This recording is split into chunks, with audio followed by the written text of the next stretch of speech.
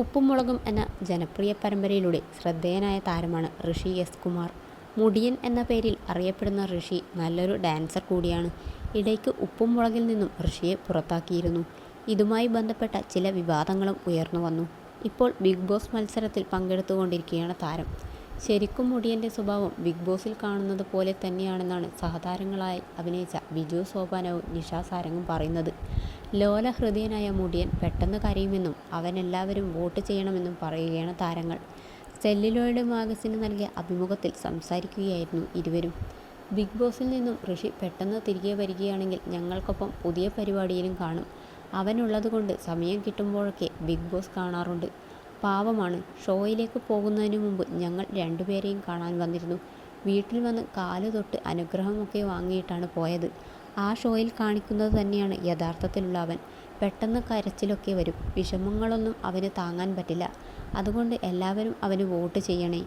യഥാർത്ഥത്തിലുള്ള ഋഷി തന്നെയാണ് അത്. നാച്ചുറലാണ്. ലോല ഹൃദയനാണെന്ന് പറയാം. പെട്ടെന്ന് കരഞ്ഞു പോകുമെന്നും താരങ്ങൾ പറയുന്നു. ഉപ്പും മുളകിലെയും മറ്റ് താരങ്ങളെക്കുറിച്ചും ഇരുവരും സംസാരിച്ചു. ശിവാനി ഇപ്പോൾ ഭയങ്കര പഠിത്തത്തിലാണ്. അതുമായി ബന്ധപ്പെട്ട തിരക്കിലാണ്. ഒന്നിനും സമയമില്ല. തൽക്കാലത്തേക്ക് ഇതിൽ അഭിനയിക്കുന്നില്ല. പിന്നെ അവളേതോ ഹിമാലയൻ യാത്ര പോയിരിക്കുകയാണ്. ഇടയ്ക്ക് ഞങ്ങളുടെ അടുത്തേക്ക് വരാറുണ്ട്.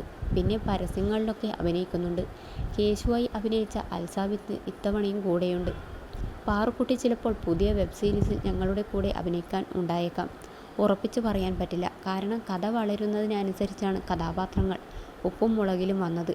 അതങ്ങനെ സംഭവിച്ചുവെന്ന് ചോദിച്ചാൽ എങ്ങനെയോ സംഭവിച്ചു പോയെന്ന് മാത്രമേ പറയാൻ സാധിക്കുകയുള്ളൂ.